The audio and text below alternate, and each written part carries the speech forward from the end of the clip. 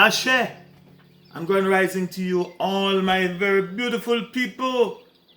Yes, you, my highly enriched melanin people.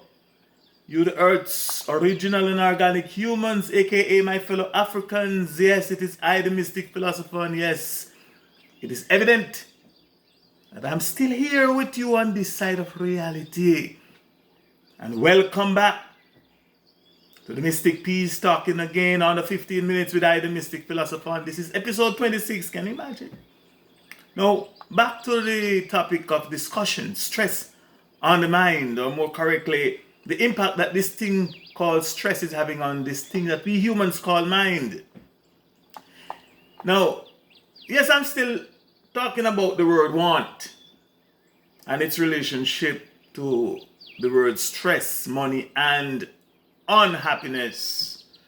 And I'm still emphasizing the want equation that I spoke to you about earlier, and where I pointed out that from my perspective, want is equal to money, which is equal to stress, which is equal to unhappiness.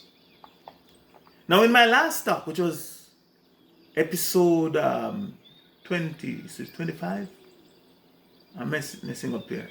But in my last talk, I started sharing with you some of my perspectives on the first verse of the 23rd Psalm, as found in the Adamic Race History and Holy Book, that is commonly known as the Christian Holy Bible, where I quote, "The Lord is my shepherd, I shall not want," unquote. And I also made it clear that, very clear, that my perspectives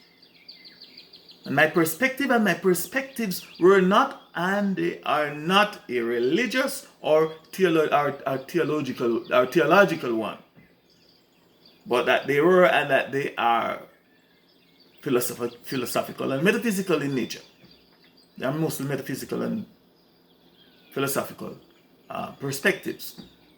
That they are based, I made it clear that they are based purely on logic, reason, practical experiences, practical life experiences, and my activated common sense. Now, someone asked me a question since my last post that I would like to quickly address before I continue talking about stress. She said, and I quote, "Mystic, who or what are the Adamic race and races of people that I heard you talking about? And what do you mean by the Adamic race? I have never heard any mention of those people before. I heard you talking about them. Is this some strange doctrine that you are trying to introduce to our people?" Unquote. From my perspective, those are two very good and discerning questions. It is evident that you, my sister, are not just a listener, or you are not just a believer or a follower, but you are a free thinker and an analytical thinker. I cherish people like you that can and that will ask the most intelligent and challenging questions, that will not only demand that I know and can logically prove what I am talking about, but they will keep my old brain sharp. Yes, the Mystic Philosopher, they will keep the Mystic Philosopher's brain sharp. And as the saying goes, if you don't use it, you're most certainly gonna lose it. And I've seen too much of my companions are falling apart because they won't think and they won't even read a book. Anyway, I must also say thanks very much for asking the question. Now, that is a whole subject in and by itself, and one that would take up a lot of time to thoroughly explain, especially for those of you, my listeners, that like detailed explanation. Those of you that like facts over truth. Now, please let me answer the last question first. And I quote, "Is this some strange or new doctrine that you are trying to introduce to our people?" And the answer is no. Neither is what I'm saying strange or new.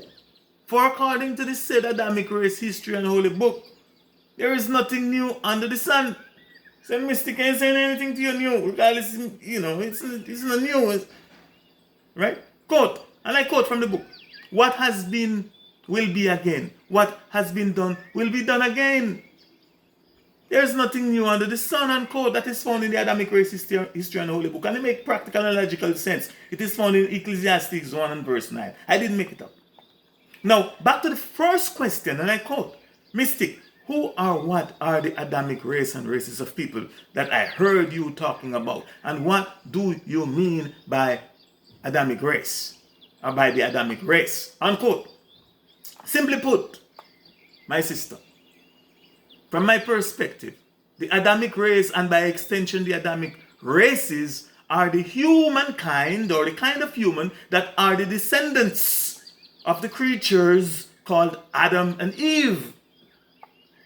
According to their history and holy book, which is also commonly known to you all as the Christian Holy Bible, the God of the Bible created the first pair of humankind, who he called Adam and Eve.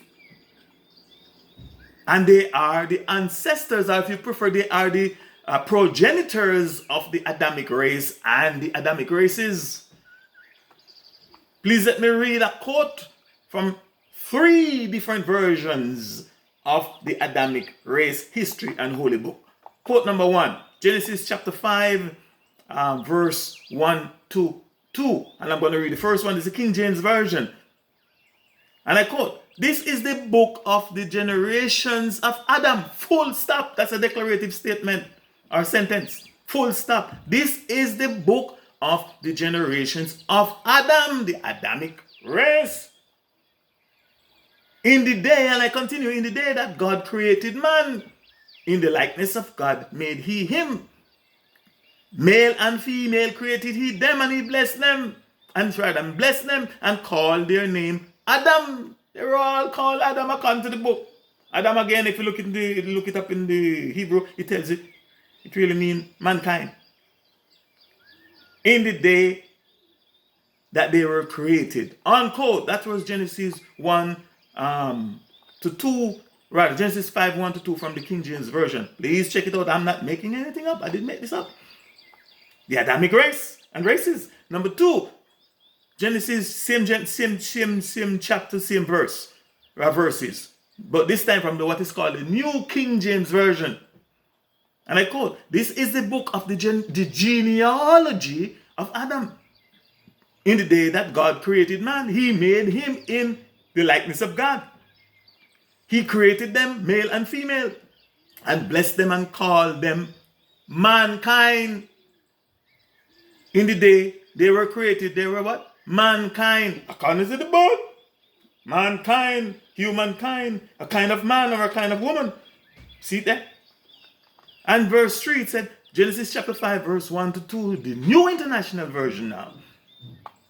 This is the written account of Adam's family line. I, the Mystic Philosopher, did not make this up. When God created mankind, he made them in the likeness of God. He created them male and female and blessed them and named them mankind. When they were created, unquote. Please check these things for yourself. I did not make it up. So when I'm talking about the Adamic race and races, this is where it comes from. No, from my ancestral teaching, I don't belong to the Adamic race. The Mystic Philosopher and my ancestors were here long, millions of years, if you will, before this new race, which is just around 6,000 years, came on the scene. The Johnny come lately, according to some people. So I'm not a part of the Adamic race. My ancestors are long before them. So this is the Adamic race we're talking about here. Now, from my perspective, if you are created, then according to the English language, coupled with our activated common sense, you are a creature. Whether you be great or you're small, if you are created, you are a creature. My ancestors weren't created. We are nature, they are creatures. But we'll talk about that at another time. This is for different subjects. I will be getting back to stress. It was my intention, as promised, to continue sharing my perspectives on the word want, and especially as it relates to the first verse of the 23rd Psalm that states very clearly, and I quote, "The Lord is my shepherd, I shall not want." But because I've just given some of you a lot to think about as it relates to the Adamic race and races, I think I should just stop here for today.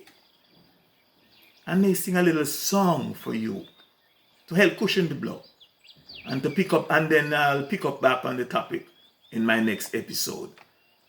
Then I will continue talking about this disease called want, while focusing on this quote from the Adamic Race History and Holy Book, "The Lord is my shepherd, I shall not want," as a reference just to prove my point, not as a doctrine or anything.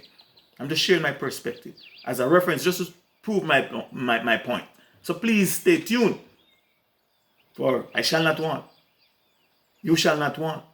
And nor should you, or nor should we, be found wanting. So let me see if I can do a little one.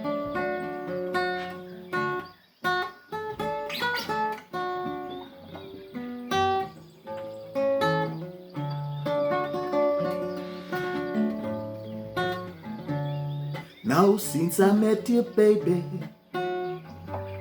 my whole life has changed.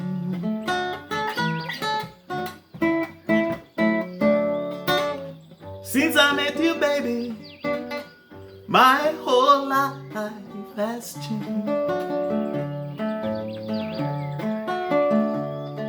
And everybody tell me that I'm not the same.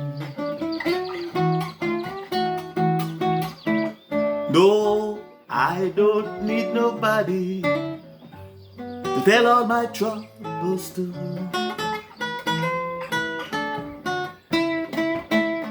No, I don't need nobody to tell all my troubles to. 'Cause all I need, baby, all I need is you. Come on now.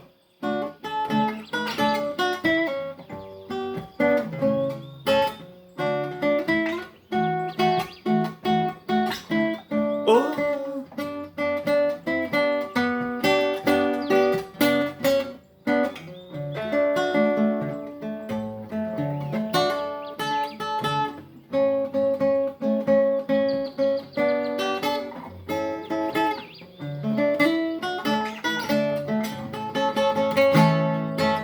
Since I met you, baby, I'm a happy man.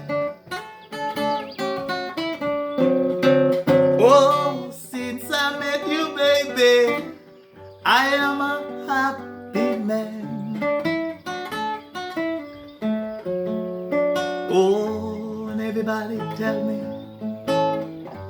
I am not the same.